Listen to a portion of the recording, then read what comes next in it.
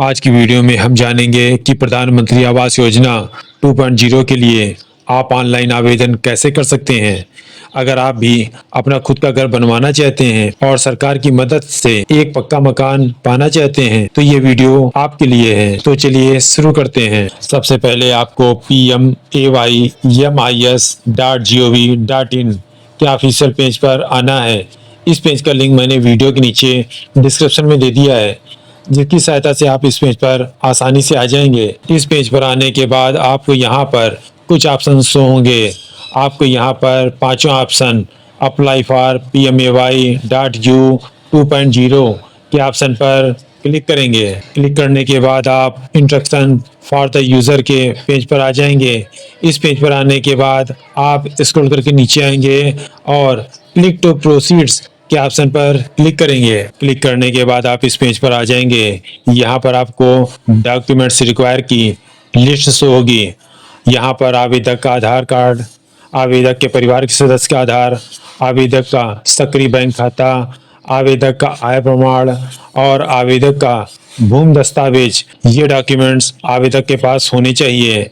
अब आप नीचे आएंगे और प्रोसीड्स पर क्लिक करेंगे। क्लिक करने के बाद आप एलिजिबिलिटी चेक के पेज पर आ जाएंगे। यहाँ पर आप अपनी एलिजिबिलिटी को चेक करेंगे। उसके लिए सबसे पहले आप अपनी स्टेट को चूज करेंगे। जिस स्टेट में आप रहते हो उस स्टेट को आप यहाँ से चूज कर लेंगे। स्टेट को चूज करने के बाद आप नीचे आएंगे और यहाँ पर आपको आवेदक की एनुअल इनकम को टाइप करना है। यहाँ पर आप इनकम सर्टिफिकेट में जो इनकम नोट हो उसी को आप यहाँ पर फिल कर देंगे। एनुअल इनकम को फिल करने के बाद आप नीचे आएंगे और पहले ऑप्शन बेनिफिशियरी लैंड कंस्ट्रक्शन के ऑप्शन को टिक करेंगे। टिक करने के बाद आप नीचे आएंगे। अगर आपका इंडिया में कहीं पर भी पक्का मकान है तो आप यस को टिक करेंगे, नहीं तो आप नो को टिक करेंगे। उसके बाद आप नीचे आएंगे। अगर आपने 20 साल में कोई स्टेट या सेंट्रल गवर्नमेंट से हाउसिंग स्कीम ली है तो आप यहाँ पर यस पर टिक करेंगे, नहीं तो आप नो को टिक कर लेंगे। उसके बाद आप नीचे आएंगे और एलिजिबिलिटी चेक के ऑप्शन पर क्लिक करेंगे। क्लिक करने के बाद आप कंसेंट फॉर आधार एप्लीकेशन के पेज पर आ जाएंगे। अब आपको यहाँ पर अपने आधार नंबर को फिल करना है। आधार नंबर को फिल करने के बाद आप पीछे आएंगे। अब आपको यहाँ पर अपने आधार के अनुसार जो नाम हो उस नाम को यहाँ पर फिल करेंगे। नाम को फिल करने के बाद आप स्क्रॉल करके नीचे आएंगे और यहाँ पर आप कंसेंट्स को टिक करेंगे। टिक करने के बाद आप नीचे आएंगे और जनरेट OTP के ऑप्शन पर क्लिक करेंगे। क्लिक करने के बाद आपके आधार से रजिस्टर्ड मोबाइल नंबर पर एक OTP भेजी जाएगी। आपको उस OTP को यहाँ पर टाइप करना है। OTP को टाइप करने के बाद आप नीचे आएंगे और सबमिट पर क्लिक करेंगे। क्लिक करने के बाद आपका एप्लीकेशन फॉर्म ओपन हो जाएगा। अब आपको अपने इस फॉर्म को 5 स्टेप में फिल करना है। सबसे पहले आपको अपनी पर्सनल डिटेल्स को यहाँ फिल करेंगे। पर्सनल डिटेल्स को फिल करने के लिए आप नीचे आएंगे। यहाँ पर आपकी स्कीम ऑटो फिल रहेगी। अब आप नीचे आएंगे। यहाँ पर आवेदक का नाम और आवेदक की आधार संख्या पहले से ही ऑटो फैच रहेगी। अब आप नीचे आएंगे और यहाँ पर आवेदक का पैन कार्ड नंबर टाइप करेंगे। आवेदक का पैन नंबर टाइप करने के बाद आप पीछे आएंगे और यहाँ पर आवेदक की डेट ऑफ बर्थ को फिल करेंगे। डेट ऑफ बर्थ को फिल करने के बाद आप नीचे आएंगे और यहाँ पर आवेदक का मोबाइल नंबर फिल करेंगे।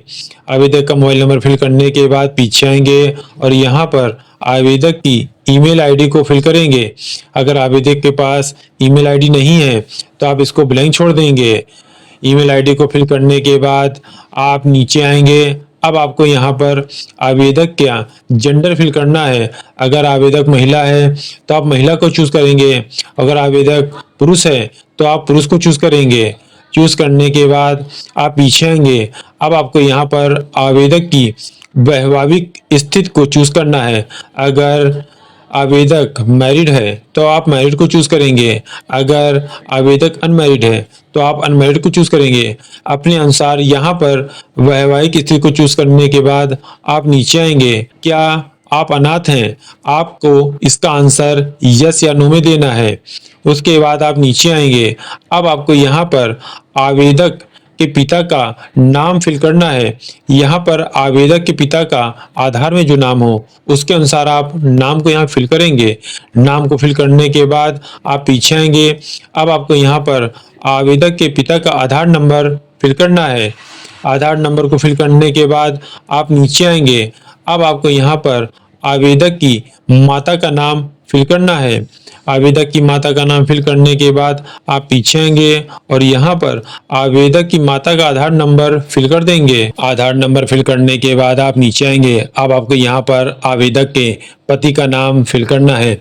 अगर आवेदक महिला है तो आप उसके पति का नाम यहाँ पर फिल कर देंगे। पति का नाम फिल करने के बाद पीछे आएंगे और यहाँ पर आवेदक के पति का आधार नंबर फिल करेंगे। आधार नंबर फिल करने के बाद आप नीचे आएंगे। अब आपको यहाँ पर आवेदक की रोजगार स्थिति को चूज करना है। आवेदक जो भी रोजगार करता हो उस रोजगार को यहाँ से आप चूज करेंगे। चूज करने के बाद पीछे आएंगे और यहाँ पर आवेदक की व्यवसाय स्थिति को बताना है।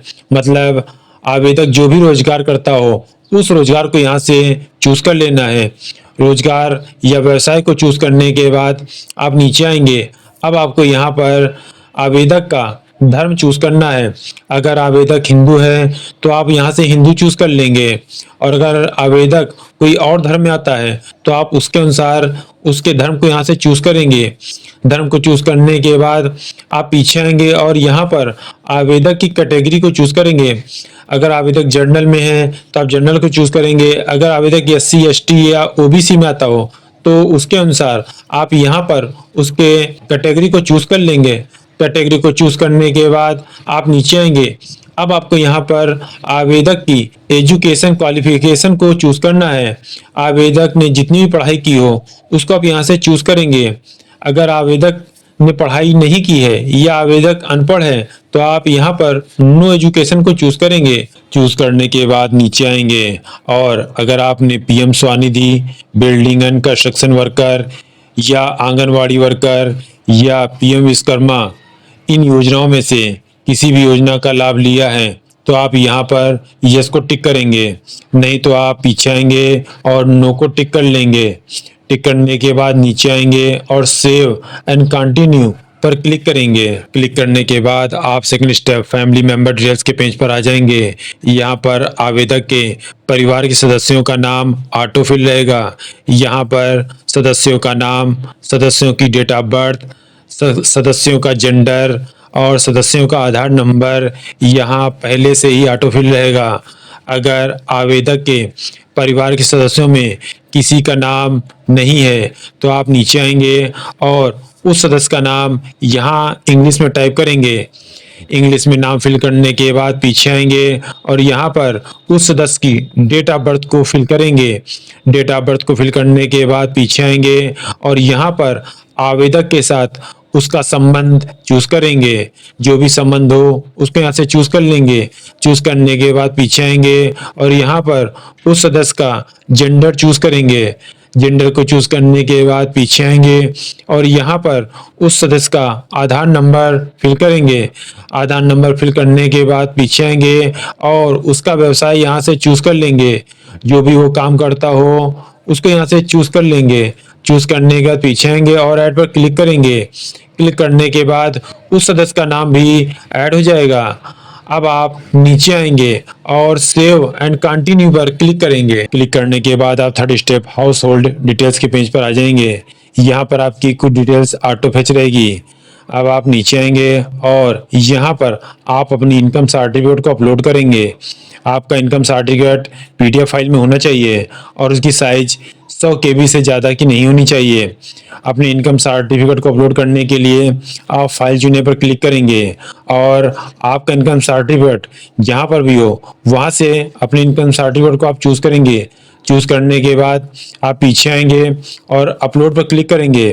क्लिक करने के बाद आपका इनकम सर्टिफिकेट अपलोड हो जाएगा। अब आप नीचे आएंगे और यहाँ पर आपको शहर में रहने की वर्षों की संख्या को चूज करना है।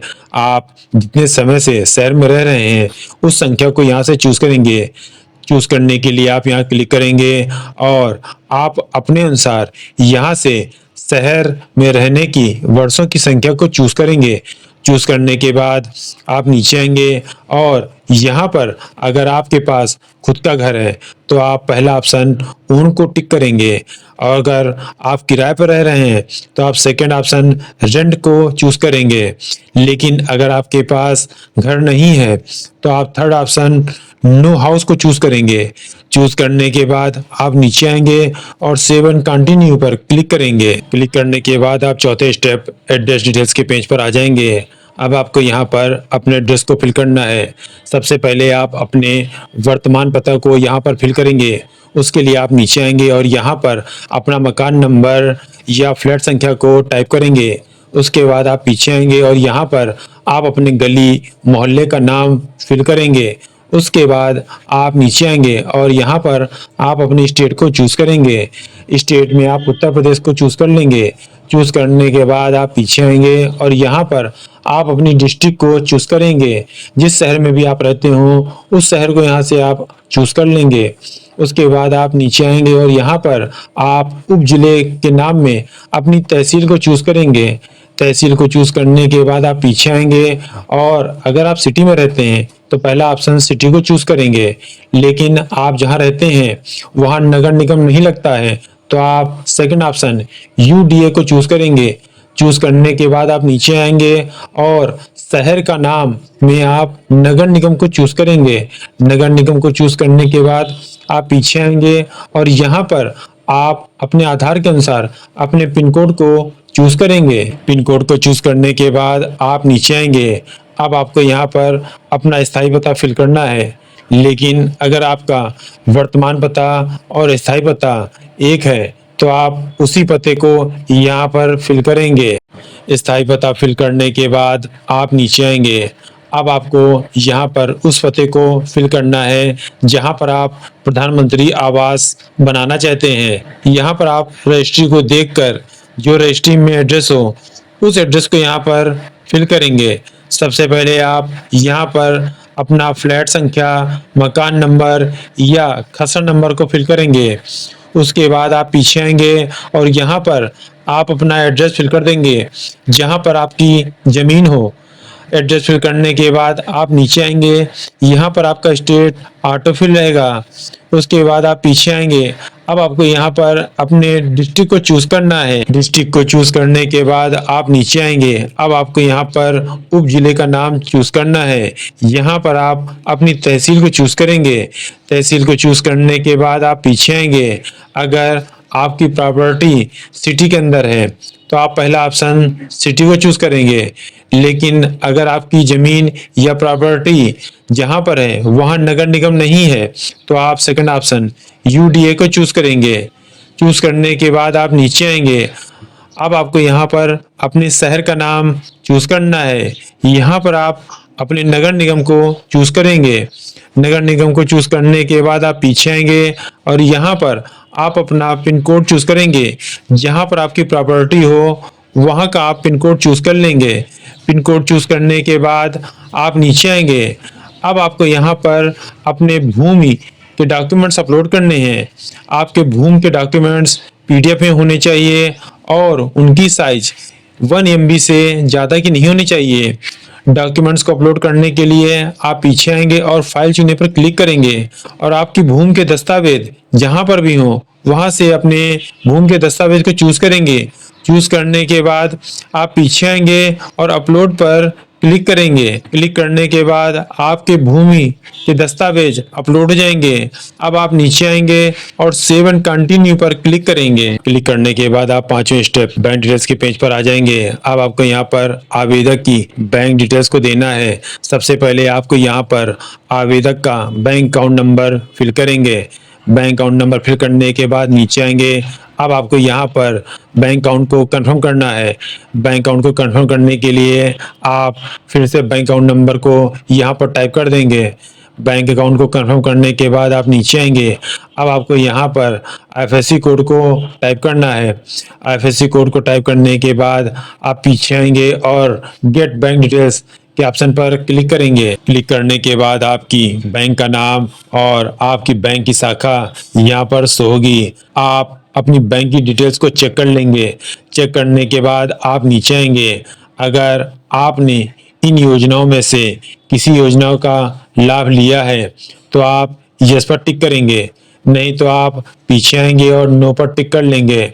टिक करने के बाद आप नीचे आएंगे और कंसर्न्स पर टिक करेंगे। टिक करने के बाद आपके सामने ये पॉपअप शो होगा। ये आपका घोषणा पत्र होगा।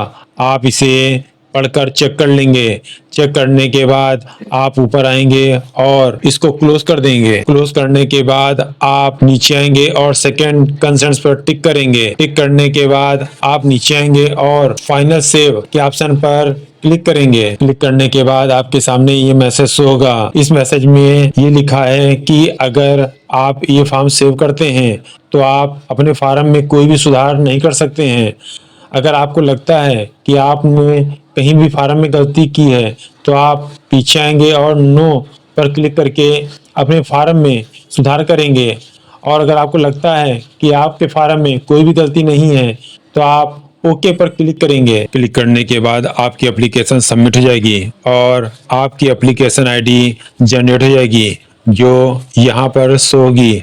आप अपनी इस एप्लीकेशन आईडी को प्रिंट कर सेव कर लेंगे। अब आपकी ज़मीन पर सर्वे किया जाएगा। सर्वे हो जाने के बाद आपके अकाउंट में कंस्ट्रक्शन के लिए स्टेप बाय स्टेप पेमेंट दी जाएगी। आशा करता हूँ ये वीडियो आपको पसंद आई हो। अगर ये वीडियो आपको पसंद आई हो तो चैनल को सब्सक्राइब करें, वीडियो को लाइक करें। जय हिंद।